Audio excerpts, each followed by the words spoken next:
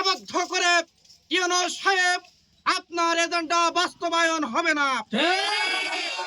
আপনি কাস্টভাঙা এই ইউনিয়ন বাসীকে ধুলো দিয়ে এদের চোখ কানা করতে পারেন না। আমি বিশ্বাস করি ইউনূস সাহেব অতি দ্রুত এই সালের তদন্ত করে যারা দোষীগ্রস্ত তাদের সঠিক বিচার করবেন। তাহলে আরো সামনে কঠোর থেকে কঠোর কর্মসূচি আসবে। আমরা এই বিষয়ে কোনো পিছপা হব না। তদন্ত নিয়ে এখন একটা ধূম্র দলের মধ্যে আছে। ইউনূস সাহেব ইতিমধ্যে এক রকম এক কথা বলছে। আমার রাশেদুল ভাইকে আরো এক সপ্তাহ আগে ওই টিএনও মহোদয় তার অফিসে ডেকে নিয়ে গিয়েছিল। ডেকে নিয়ে যে বলেছে আগামী 2-4 দিনের মধ্যেই এখানে তদন্ত হবে। কিন্তু আমরা কি দেখতে পাচ্ছি গত পরশুদিন আপনার ইউনিয়ন কাউন্সিলের সচিব আসাদুল ভাইকে বলেছে যে আপনি সহ আরো 2 থেকে 3 জন আসেন। এসিলান সাহেবের কাছে তদন্ত দিয়েছে। এসিলান সাহেব নাকি তাকে ডাকছে 3 জনের। আসাদুল ভাই বলেছে যে আমার এলাকাবাসী সহ তদন্ত হলে এই এলাকায় বসে তদন্ত হবে। এসিল্যান্ড অফিসে কিসের তদন্ত হবে? এসিল্যান্ড অফিসে কি চাল চুরি হয়েছে?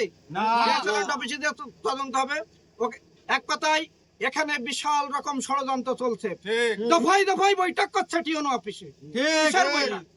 তার কিসের অবস্থা? তার কি কোনো ভয় আছে? এখানে এখন জুলাই বিপ্লব ঘটেছে আজ থেকে 1 বছর আগে, আপনারা দেখেছেন।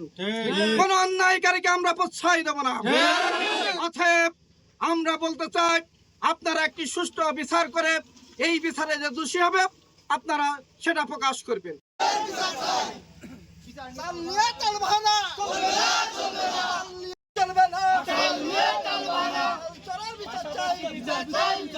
বর্তমানে এই ইউনিয়নে বিরাজ করছে একটি প্যানেল চেয়ারম্যান। যে প্যানেল চেয়ারম্যান আসলে তিনি এই পরিষদ চালানোর মতো যোগ্যতা তিনি রাখেন না। কারণ বিগত আমলে ভোট কারচুপির মধ্যে দিয়ে এই সব মেম্বাররা নির্বাচিত হয়েছে, যেটা বর্তমানে বাংলাদেশে আমরা এটাকে গ্রহণ করি না।